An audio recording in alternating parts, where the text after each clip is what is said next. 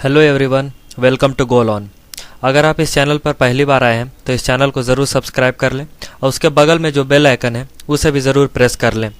इसके पहले वाले वीडियो में हमने क्लास 5 का chapter 5 Greenland the land of ice and snow cover कर लिया है, फुल्ली एक्सप्लेन्ड इन हिंदी। अगर आप उस वीडियो को देखना चाहते हैं तो इसी वीडियो के नीचे आप डिस्क्रिप्शन में उसे आसानी से एक्सेस कर सकते हैं। आज हम सब देखने वाले हैं सोशल स्टडीज़ का unit 2 the many ways of living Greenland the land of ice and snow chapter 5 का एक्सरसाइज क्लास 5 का है ये। तो चलिए शुरू करते हैं एक्सरसाइज। इसे देखने से पहले आप उस वीडियो को ज़रूर देख लें, वो एक्सप्लेनेशन है इस चैप्टर का, तो आप आसानी से इस सारे क्वेश्चंस को कर पाएंगे। We will see in this exercise, क्या क्या हम देखने वाले हैं इस एक्सरसाइज में, चलिए देखते हैं। Tick the right answer, fill in the blanks, choose the right word from the box, write true or false, explain the following terms, answer the following questions। Exercise चलिए देखते हैं। पहला रहा टिक द राइट आंसर। पहला question ये रहा आपकी screen पर। The capital of Greenland is, Greenland की राजधानी क्या है? यह रहे आपके ऑप्शंस। क्या है इसका सही आंसर बच्चों, बताइए।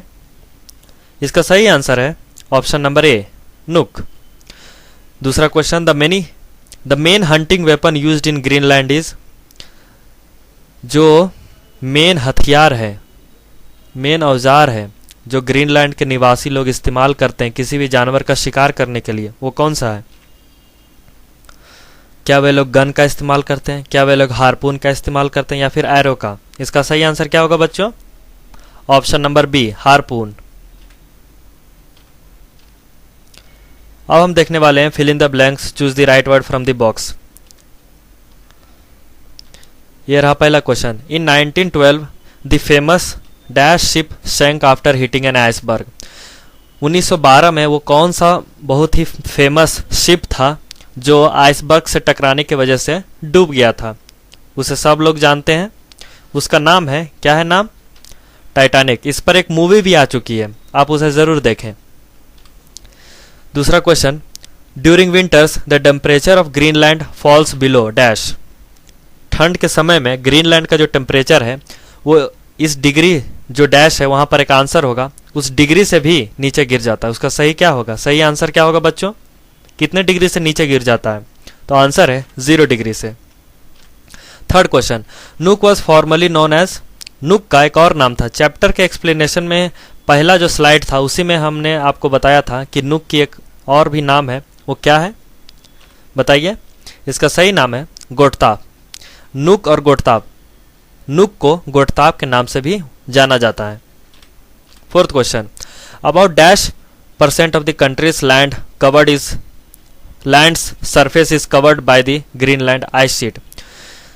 जो डैश परसेंटेज है, कितना परसेंटेज है जो उस कंट्री का सरफेस बर्फ से ढका हुआ है, कितना परसेंट बर्फ से ढका हुआ है? तो इसका सही आंसर है 81%। 81% of the country's land is covered with ice sheet. किसका? ग्रीनलैंड का। Farms have been established to breed animals. इसका सही आंसर क्या होगा बच्चों? फर। चलिए बढ़ते हैं अगली सेक्शन की ओर। सी नंबर, राइट ट्रू और फॉल्स। पहला क्वेश्चन ये रहा, agriculture is almost impossible in Greenland. क्या सही है? बताइए इसका सही आंसर क्या होगा? हाँ बिल्कुल ट्रू। एग्रीकल्चर जो है वहाँ पर करना बहुत ही मुश्किल है, क्योंकि 10 महीने तो वहाँ ठंड ही रहती है, बर्फ ही गिरता रहता है, ठीक है, इसलिए एग्रीकल्चर करना वहाँ पर बहुत ही मुश्किल है। The Labrador sea is to the east of the Greenland. क्या सही है बच्चों?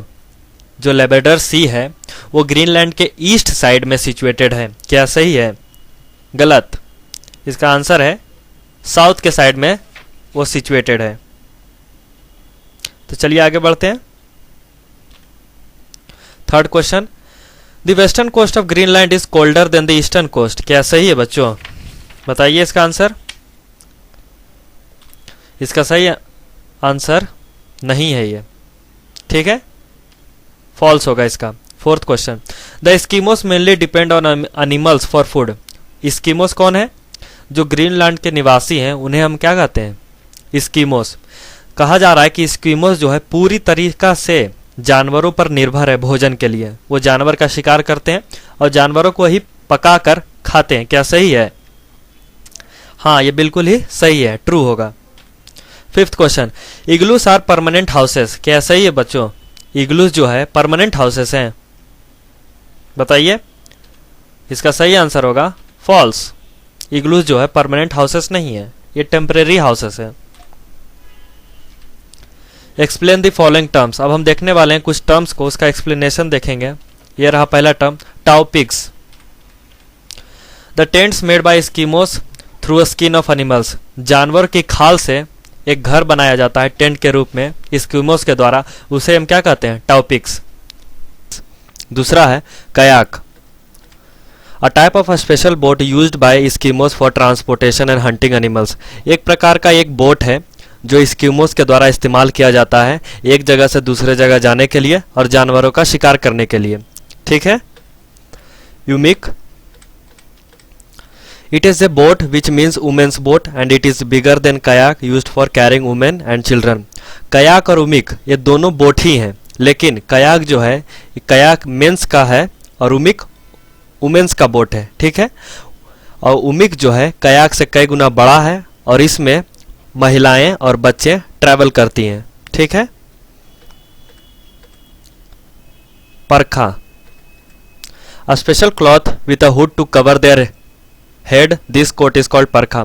एस्किमोस में आप लोग जानते हैं कि बहुत ज़्यादा ठंड होती है, इसकी वजह से वहाँ के लोग बहुत ही मोटे कपड़े पहनते हैं और जो चेहरे को ढकता है वो मोटा कपड़ा हुड, उसे क्या कहते हैं? हम परखा। और उस पूरे कपड़े को परखा कहते हैं। एक प्रकार का एक कपड़ा है जो एस्किमोस के द्वारा पहना जाता है वहाँ पर, क्योंकि वहाँ पर बहुत ज़्यादा ठंड होती है।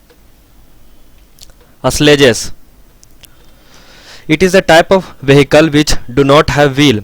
एक प्रकार की गाड़ी है, एक प्रकार का वाहन है जिसमें चक्के नहीं होते, लेकिन इसका इस्तेमाल किया जाता है जानवरों का शिकार करने के लिए और उन्हें टानने के लिए। इसमें चक्के नहीं होते, जानवरों के द्वारा टाना जाता है इसे, इस पर लोग बैठते हैं और ट्रैवल करते हैं। इनको टाना जाता है दो जानवरों के द्वारा, या फिर रेनडियर या फिर हस्कीस। हस्कीस भेड़ियों को कहते हैं वहाँ पर, जो कुत्ते की तरह दिखते हैं। ठीक है। रेनडियर आप लोग जानते हैं हिरण को, वहाँ पर खास हिरण को रेनडियर कहते हैं वहाँ पर। यही दो जानवर के द्वारा उन्हें पुल किया जाता है, किसे? स्लेजेस को। अब हम देखने वाले हैं answer the following questions. Question answer देखेंगे। चलिए, पहला क्वेश्चन ये रहा, discuss the climate of Greenland. Greenland में मौसम कैसा है? Greenland experience an extremely cold climate throughout the year. It has 9 to 10 months of winter and 2 months of summer. Greenland में बहुत ज़्यादा ठंड होती है क्योंकि ये पोलर रीजन में लाई करता है, इसी की वजह से पूरे साल यहाँ बहुत ज़्यादा ठंडी रहती है। यहाँ पर 9 से 10 महीने तो ठंड ही रहती है। ठीक है। सिर्फ 2 महीने के लिए गर्मी आती है। कहाँ पर? ग्रीनलैंड में। What are icebergs?